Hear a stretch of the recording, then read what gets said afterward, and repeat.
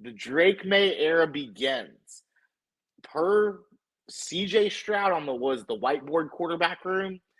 He said that Drake May was the most NFL ready quarterback out of this class coming in. We get to see Drake May at Gillette Stadium against CJ Stroud. Going to keep the trend going with the Troy battles. We got Hector versus Patrocles. Patrocles is the cousin of Achilles, where he's very young, going up against a veteran Hector. Doesn't end up so well for him. I think that the Houston Texans with Miko coming into Gillette against Mayo dominate Mayo and the Drake May led Pats. Over under on this one is a not very nice 38.5 points with -7 going to Houston. So all signs point to Houston dominating in this game by at least a touchdown. Right? I think that's what that means. No Nico Collins, right? Well, I digress. I'll let Billy talk about that kind of stuff.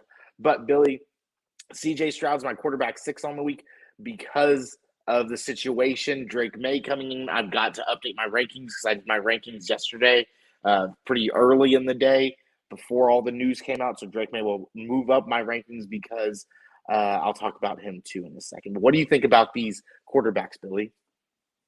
Yeah, CJ Stroud, I mean, he's had back-to-back weeks over 330 yards, over 250, 3 out of his last 4. He's been cooking, but they haven't been necessarily getting a ton in the end zone. I think that changes this week. The Patriots are kind of a middling defense. They do have Christian Gonzalez, who might be a problem for my guy Stephon Diggs, who I'm tempering expectations on just a little bit there with that situation. However, my guy here, Tank Dell, gives them a little bit different situation, but I'll get to that in a second. The Patriots, however, that offensive line's been absolutely atrocious, and I think that's what ultimately has led to them getting Drake May, aka Josh Allen Jr., in the game. He can move, he can scramble, he can break, arm tackles and sacks and be athletic and really shoot it downfield.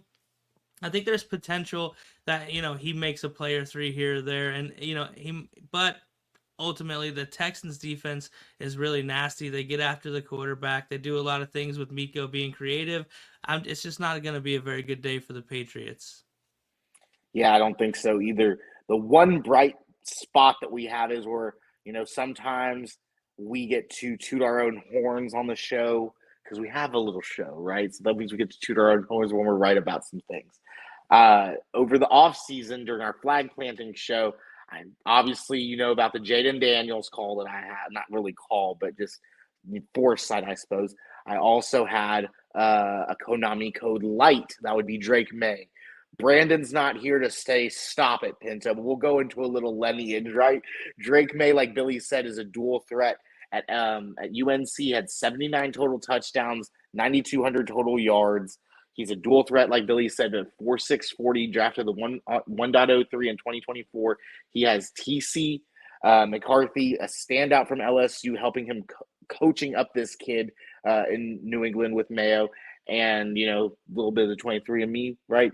Brothers played baseball, basketball, won NCAA awards. Sister plays as well. Mom and dad met at UNC where she was a soccer player. He was a football player. He then became a Tampa Bay Buccaneer in the NFL. So Drake May's got that pedigree that we really, really like, that we talk about in the offseason when there's really not other things to talk about. And I'll bring that back here, and we'll bring that back in other ways for you at BellyUp Fantasy as well, if you like that kind of thing.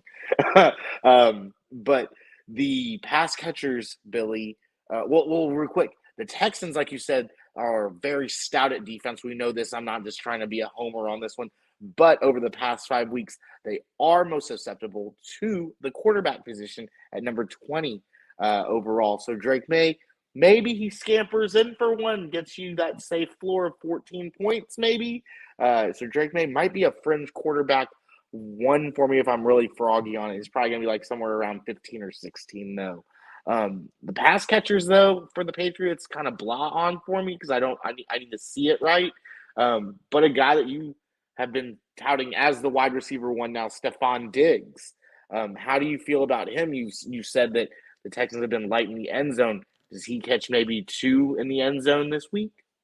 I actually think the Patriots are going to do what they can to keep Christian Gonzalez on Stephon Diggs, him being kind of that guy that could really take a game over. However, we got our guy Tank Dell back, Xavier Hutchinson, an Iowa State Cyclone, stepping in and playing a nice role for the Houston Texans last week. And I think the Texans have just enough going on the other side of the field with Dalton Schultz and the two guys I mentioned there that they're going to be just fine. However, if they can get Stephon Diggs moving into the slot away from Christian Gonzalez, I think they could be in for a rough day from Stephon Diggs as well. He's been playing really well, and no Nico there to really lean on. Now going on to IR earlier today with a little bit. I'm not sure what the injury was. I did not see. Chris, did you catch? I did not pay attention to it really. I was kind of just working on my show notes today, and I was like, I don't, maybe Billy will tell me, or I'll see on Twitter or something about that later. Watch it on I Sports Center. I've got it in my head that that's a back, but that's Michael Pittman. But either way, Nico, maybe a hamstring, gonna be gone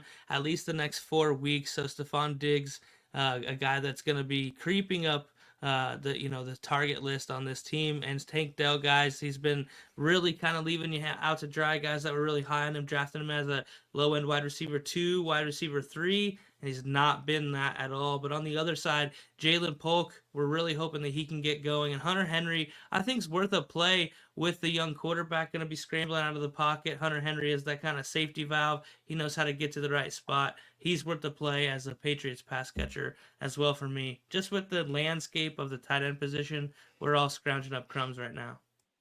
Who's Drake May dapping up right here? Jacoby Brissett passing the torch right here. Oh, okay. I was hoping. I didn't know who it was. I was like, maybe it's one of the rookie wide receivers. That would be the guy I would go bet on. How do you feel about the running backs in this game? I'm kind of blah on them. I know that Joe Mixon was still not at practice day. Damian Pierce was. Cam Akers has been so frustrating for me as well because he's supposed to get the volume and it's just not showing up for me. Yeah, a guy you talked about last week, Daria Gumbawale, has really been kind of messing up the Cam Akers reunion here, but they've both been relatively fantasy relevant and both in the top 20. I would play them both in this matchup as they, are going to have to be creative away from Stephon Diggs and not having Nico. I think this offense is going to do some, keep it down, run the ball a lot, but not having Joe Mixon. Man, what a little bit of a robbery we're getting right now because that week one output was so incredible. But Ramondre, we finally saw kick it into gear last week after the news that he was getting benched. However, that motivation kind of comes and goes, and I just feel like against this Texans offense, rookie quarterback, stack the box, make him beat you kind of day. I think it could be a rough outing, but maybe a handful of checkdowns. But I don't know. I don't know if the rookie gunslinging Drake May does a whole lot of checking down, in my opinion. I hope not. I hope he just runs all over the Texans defense for just a little while, just enough to make it interesting to make the Texans have to score a bunch of points. It's not everyone loves points.